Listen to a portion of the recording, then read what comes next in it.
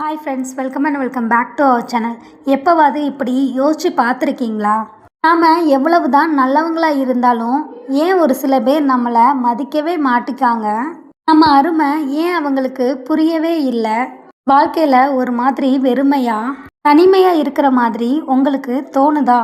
நம்புங்க, இதுக்கு காரணம் பெரும்பாலும் மற்றவங்க இல்லை, நம்ம தான். நம்ம தன்மானத்தில் எங்கேயோ ஒரு சின்ன கோடு விழுறதுக்கு நாம் அனுமதிச்சிட்டோம்.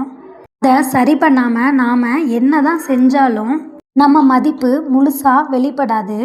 ஆனால் கவலைப்படாதீங்க, உங்கள் வாழ்க்கையோட கட்டுப்பாட்டை மறுபடியும் உங்களோட கையில் எடுத்து உங்கள் தன்மானத்தை வழிபடுத்த ஒரு 12 வழிகளை நான் உங்களுக்கு சொல்ல போகிறேன்.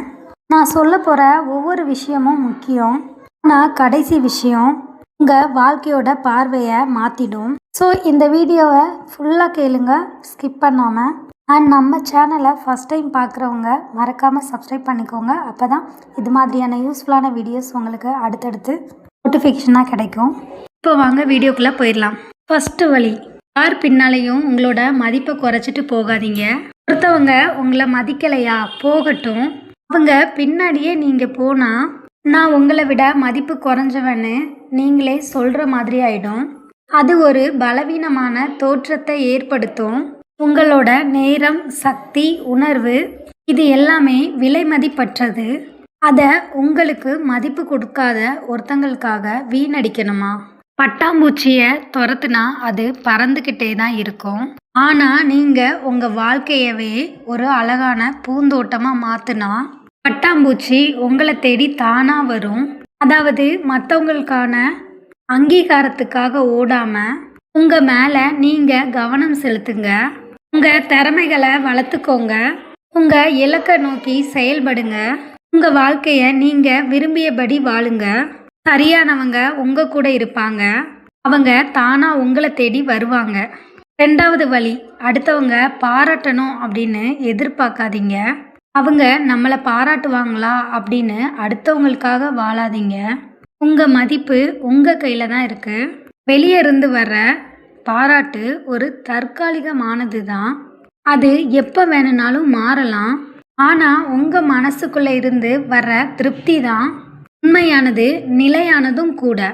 நீங்கள் ஒரு விஷயத்த சரியாக செய்கிறீங்கன்னு உங்கள் மனசுக்கு தெரிஞ்சா இந்த உலகமே தப்புன்னு சொன்னாலும் அதை பற்றி யோசிக்காதீங்க. ஒரு ஓவியர் தன் படைப்பை முடிக்கும்போது உலகமே அதை விமர்சித்தாலும் தன் மன திருப்தி தான் அவருக்கு முக்கியம். ஸோ உங்கள் கதைக்கு நீங்கள் தான் முக்கியம். உங்களுக்கு நீங்களே பாராட்டிக்க கற்றுக்கோங்க. இது உங்களோட தன்னம்பிக்கையை அதிகரிக்கும். மற்றவங்களோட கருத்துக்களுக்கு நீங்கள் அடிமையாக இருக்காமல் இருக்கிறதுக்கு உதவும். 3வது வழி, எல்லாத்துக்கும் விளக்கம் சொல்லிகிட்டே இருக்காதீங்க. உங்களை உண்மையாக புரிஞ்சுக்கிட்டவங்களுக்கு உங்கள் விளக்கம் தேவைப்படாது. அவங்க உங்களோட செயல்களில் இருந்தே உங்களை புரிஞ்சுக்குவாங்க. உங்களை தப்பாக புரிஞ்சுக்கிட்டவங்க கிட்ட நீங்கள் என்ன சொன்னாலும் அது வீண் தான். அவங்க தங்களோட தீர்மானங்களை மாற்றிக்கவே மாட்டாங்க. சூரியன் ஏன் உதிக்குதுன்னு யாருக்கும் விளக்கம் கொடுக்கறதே இல்லை. அது தன்னோட வேலையை சரியாக செய்யுது. அதுபோல் உங்களோட செயல்கள் பேசட்டும். உங்கள் உழைப்பு, உங்களோட நேர்மை, உங்கள் நற்குணங்கள் இதெல்லாம் உங்களுக்கான விளக்கத்தை கொடுக்கும். சில நேரத்தில் நம்மளோட அமைதியான புன்னகை தான் சரியான பதில். இது எல்லா விமர்சனங்களுக்கும் நீங்கள் எதிர்வினையாற்ற தேவையில்லை அப்படின்றத காட்டுது. 4வது வழி, தேவையில்லாமல் மன்னிப்பு கேட்காதீங்க. தப்பு பண்ணால் தயங்காமல் மன்னிப்பு கேட்குறது நல்ல குணம்தான். அது உங்களோட பெருந்தன்மையை காட்டும். ஆனால் நீங்களாக இருக்கிறதுக்கு மன்னிப்பு கேட்கணும் அப்படின்றத கொஞ்சம் யோசிச்சு பாருங்கள். உங்கள் கருத்துக்களை சொல்கிறதுக்கோ உங்கள் உணர்வுகளை வெளிப்படுத்துறதுக்கோ மன்னிக்கணும்னு ஆரம்பிக்காதீங்க. இது உங்களோட கருத்துக்களுக்கு நீங்கள் முக்கியத்துவம் கொடுக்கல அப்படின்றத காண்பிக்கும். உங்கள் கருத்துக்களுக்கும் உணர்வுகளுக்கும் மரியாதை கொடுங்க. மற்றவங்களோட உணர்வுகளை காயப்படுத்தாத வர உங்களோட எண்ணங்களை வெளிப்படுத்த உங்களுக்கு முழு உரிமை உண்டு. யாருக்காகவும் உங்களோட தன்மானத்தை குறைச்சிக்காதீங்க. ஒருத்தரை சந்தோஷப்படுத்த தேவையில்லாமல் மன்னிப்பு கேட்குறது காலப்போக்கில் உங்களோட தன்மானத்தை குறைச்சிடும். அதோடு சேர்த்து உங்களோட தன்னம்பிக்கையுமே உடஞ்சி போயிடும். 5வது வழி, எல்லாத்துக்கும் பதிலடி கொடுக்காதீங்க. யாராவது உங்களை குறை சொன்னால் உடனே கோவப்படாதீங்க. இல்லைனா உடனே விளக்கம் சொல்லணும் அப்படின்னு நினைக்காதீங்க, முயற்சி பண்ணாதீங்க. ஒரு யானை நடந்து போகும்போது தெருநாய் குலைச்சிக்கிட்டே தான் இருக்கும். அதுக்காகலாம் யானை நின்று சண்டை போடுமா? போடாமல் அது அதோட வழியில் கம்பீரமாக போய்கிட்டே தான் இருக்கும். அதே மாதிரி நீங்கள் யாருன்னு உங்களுக்கு தெரிஞ்சால் போதும். சின்ன சின்ன விமர்சனங்கள் உங்களை பாதிக்காது. மற்றவங்களோட எதிர்மறையான கருத்துக்களுக்கு நீங்கள் முக்கியத்துவம் கொடுக்க ஆரம்பித்தா அவங்க உங்களை கட்டுப்படுத்துவாங்க. உங்கள் அமைதி தான் உங்கள் சக்தி. உங்கள் ஆற்றலை வீணாக்காதீங்க. எல்லா சண்டையிலையுமே ஜெயிக்கணும் அப்படின்னு தேவையில்லை. ஒரு சில சண்டைகளில் விட்டு கொடுக்கறதே மிகப்பெரிய வெற்றி. 6வது வழி, உங்கள் மன நிம்மதியை கெடுக்கிற ஆளுங்க கிட்ட இருந்து தள்ளி நில்லுங்க. சில பேர் நம்ம வாழ்க்கையில் கலைகள் மாதிரி நம்ம ஆற்றலையும் சந்தோஷத்தையும் மெல்ல மெல்ல எடுத்துப்பாங்க. அவங்க எப்பவுமே எதிர்மறையாக பேசுவாங்க, வர சொல்லுவாங்க, உங்களை உற்சாகப்படுத்த மாட்டாங்க. இவங்க கிட்ட இருந்து விலகி இருக்கிறது தான் உங்களோட ஆரோக்கியத்துக்கு ரொம்ப முக்கியம். அப்படிப்பட்டவங்க கூட இருக்கிறதுக்கு தனியாக இருக்கிறது எவ்வளவோ பெட்டர். ஒரு நச்சுத்தன்மையான நட்பு அல்லது உறவில் இருக்கிறது உங்களுக்குள்ள பெரும் அழுத்தத்தை ஏற்படுத்தும். உங்கள் மன அமைதி தான் உங்களோட மிகப்பெரிய சொத்து. அதை யாருக்காகவும் விட்டு கொடுக்காதீங்க. உங்களை சுற்றி நேர்மறை எண்ணங்கள் இருக்கிறவங்க ஒரு சில பேரை மட்டும் அனுமதிக்க கற்றுக்கோங்க. 7வது வழி, யாரையும் பார்த்த உடனே நம்பிடாதீங்க. நம்பிக்கை அப்படின்றது ஒரு கண்ணாடி மாதிரி. அது உடையும் போது ஒட்ட வைக்க முடியாது.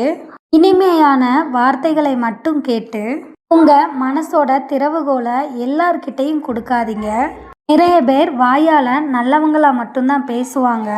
ஆனால் அவங்களோட செயல்கள் எல்லாமே வேற விதமாக தான் இருக்கும். அவங்களோட செயலை கொஞ்ச காலம் கவனிங்க. ஒரு ஃப்ரெண்டோட நேர்மையை, ஒரு கூட்டாளியோட நண்பகத்தன்மையை உங்களோட செயல்ல இருந்து தான் கண்டறிய முடியும். நம்பிக்கை அப்படின்றது செயலில் சம்பாதிக்க வேண்டிய ஒரு விஷயம், வெறும் வார்த்தைகளில் இல்லை. அவசரப்பட்டு ஒருத்தங்களை நம்பி ஏமாறும்போது அது உங்களோட தன்மானத்தையும் சேர்த்து பாதிக்கும். 8வது வழி, உங்களோட மனசு சொல்கிறத கேளுங்க. அது ஒரு சரியான வழிகாட்டி. நம்ம மனசுக்குள்ளே இருந்து வர உள் உணர்வு ஒரு சரியான வழிகாட்டி மாதிரி. ஒரு விஷயம் சரியில்லைன்னு உங்கள் மனசில் ஒரு உறுத்தல் வந்தால் அதை சாதாரணமாக விட்டுறாதீங்க. அது உங்களுக்கு ஏதோ சொல்ல வருதுன்னு அர்த்தம். பெரும்பாலும் உங்களோட உள் உணர்வு உங்களுக்கு ஒரு ஆபத்தை இல்லை தவறான முடிவை சுட்டி காட்டும். மற்றவங்க சொல்கிறத கேளுங்க, அவங்களோட ஆலோசனையும் கேட்டுக்கோங்க. ஆனால் கடைசியில் உங்கள் மனசு சொல்கிறதையும் நம்புங்க. அந்த முடிவு சரியா தவறா அப்படின்றது 2வது பட்சம். ஆனால் உங்களோட உள்வுணர்வோட குரலுக்கு மதிப்பளிப்பது உங்கள் தன்மானத்தோட ஒரு பகுதி. இது உங்களை நீங்கள் நம்புறீங்க அப்படின்றதுக்கான அடையாளம். 9வது வழி, பழி வாங்குற எண்ணத்தை விட்டுருங்க. உங்களை யாராவது காயப்படுத்தினாங்களாம், பதிலுக்கு நீங்களும் அவங்கள காயப்படுத்தணும்னு நினைக்கிறது. நீங்களே விஷத்தை குடிச்சிட்டு அவங்க பாதிக்கப்படணும்னு எதிர்பார்க்குற மாதிரி பழி வாங்குற எண்ணம் உங்களை தான் பாதிக்கும். அது உங்கள் மனசை ஆக்கிரமிக்கும், உங்கள் சந்தோஷத்தை கெடுக்கும். அவங்களுக்கு நீங்கள் கொடுக்கக்கூடிய பெரிய பதிலடி என்ன தெரியுமா? அவங்கள முழுசாக மறந்து உங்கள் வாழ்க்கையில் முன்னேறி சந்தோஷமாக வாழ்ந்து காட்டுறது தான். இது அவங்க உங்களை பாதிக்கவில்லை அப்படின்றதையும் அவங்களோட செயல்கள் உங்கள் வாழ்க்கையை பாதிக்கலை அப்படின்னும் காட்டும். இதுதான் உண்மையான வெற்றி, உண்மையான பழிவாங்கல். 10வது வழி, உங்களுக்கு நீங்களே மரியாதை கொடுங்க. தன்மானம் அப்படின்றது மற்றவங்க உங்களை எப்படி நடத்துகிறாங்க அப்படின்றதுல இல்லை, நீங்கள் உங்களை எப்படி நடத்துகிறீங்க அப்படின்றத பொறுத்தது தான். உங்கள் உடலை, ஆத்மாவை, உங்கள் மனசை நீங்கள் மதிக்கணும். உங்களோட தேவைகளுக்கு முன்னுரிமை கொடுங்க. உங்களுக்கு ரெஸ்ட் தேவைப்படும் போது ரெஸ்ட் எடுத்துக்கோங்க. உங்களுக்கு பிடிச்ச விஷயத்த செய்யுங்க. 11வது வழி, உங்கள் எல்லைகளை தெளிவாக வரையறுங்கள்.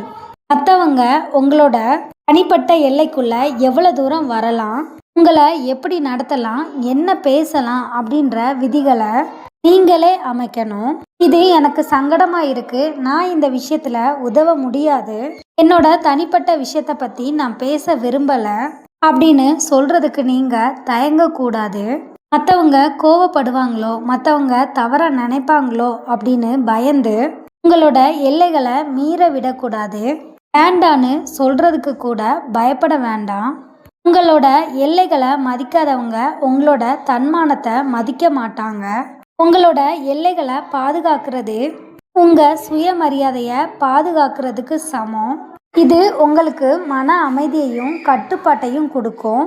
இப்போ 12வது விதி, எல்லாரும் காத்திருக்கிற அந்த ஒரு விஷயம்தான். முடிஞ்சு போன விஷயத்திலேயே இருக்காதீங்க.